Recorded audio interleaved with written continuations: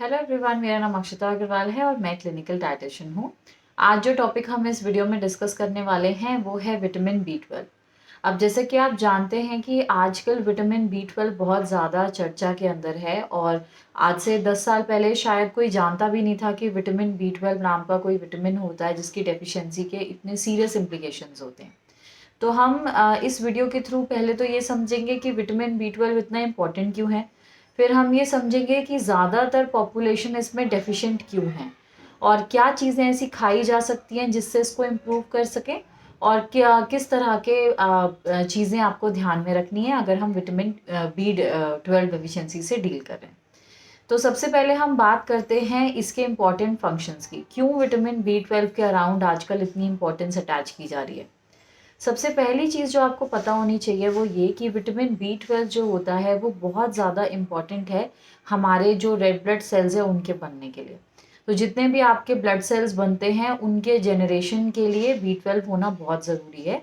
जिन लोगों में भी ये कम होता है उनके अंदर अनीमिया डेवलप हो सकता है। एक अनीमिया आयरन की डेफिशिएंसी से डेवलप होता है, पर बी 12 की डेफिशिएंसी से भी दूसरे तरीके का अनीमिया जो है वो डेवलप हो सकता है।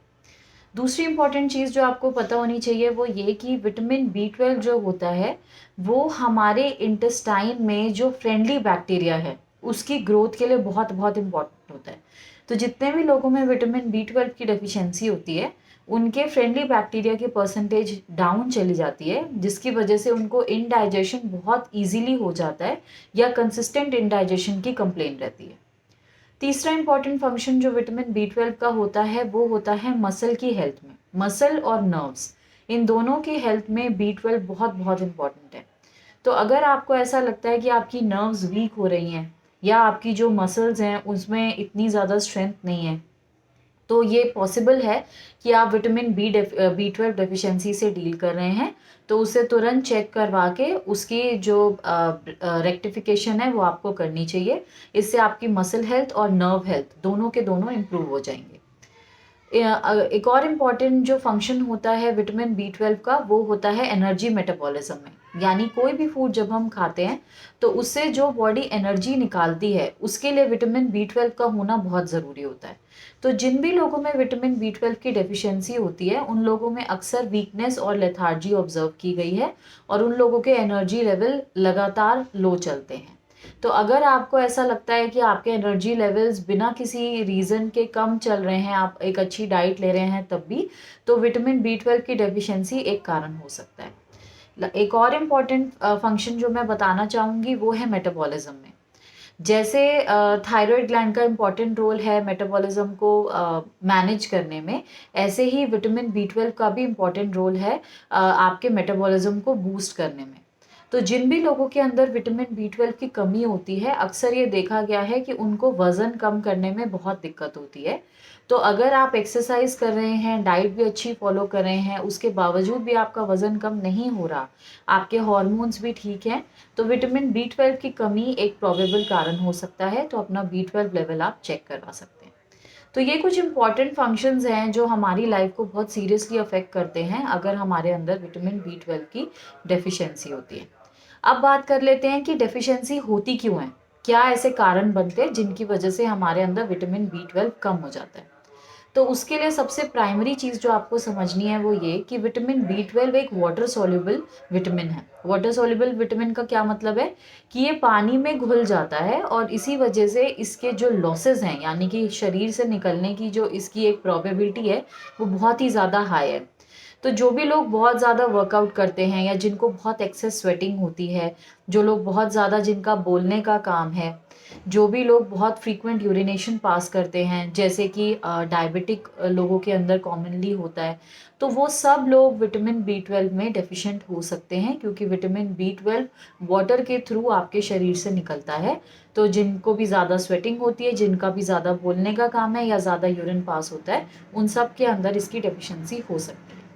दूसरा कारण हो सकता है कि किसी तरह का इनडाइजेशन आप डील कर रहे हैं। जैसे कई लोगों को गैस्ट्राइटिस रहता है, यानी कि उनके पेट में या आंतों में सूजन रहती है, या फिर कई लोगों को एसिडिटी रहती है।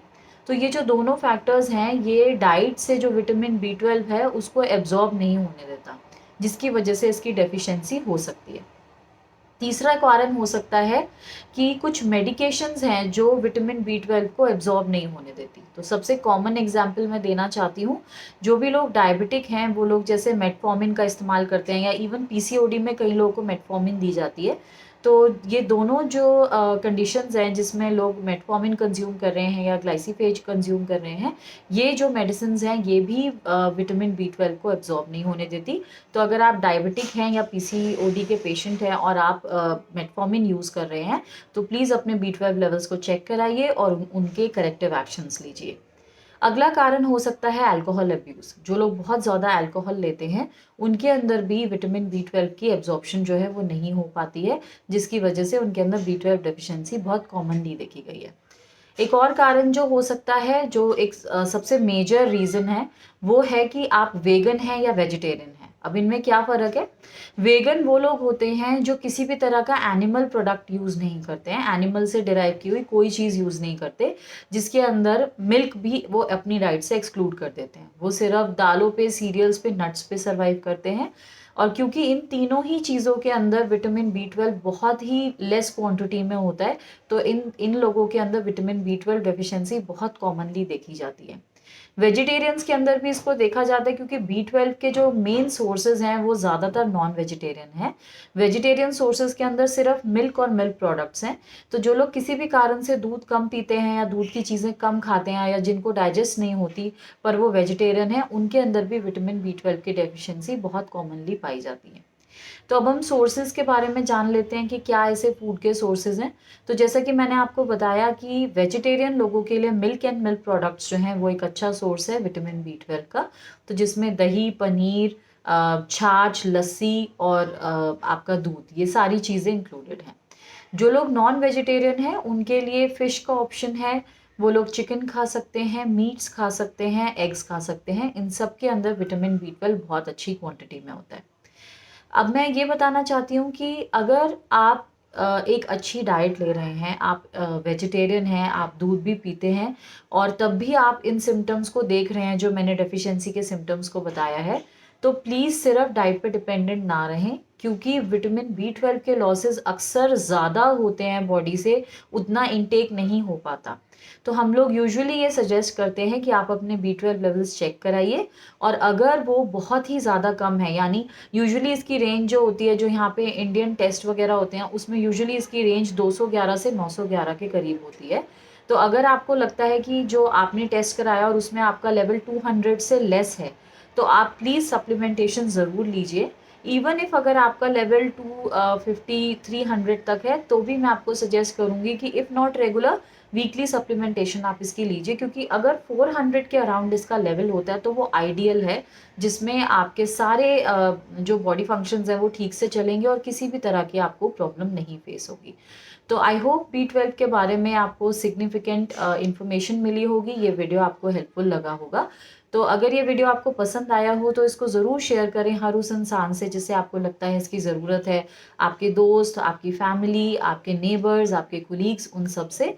और मेरे चैनल को सब्सक्राइब कीजिए, क्योंकि मैं इस तरह का हेल्पफुल कंटेंट जो है वो पोस्ट करती रहती हूँ। मैं आपसे अगले वीडियो में मिलूँगी। Thank you.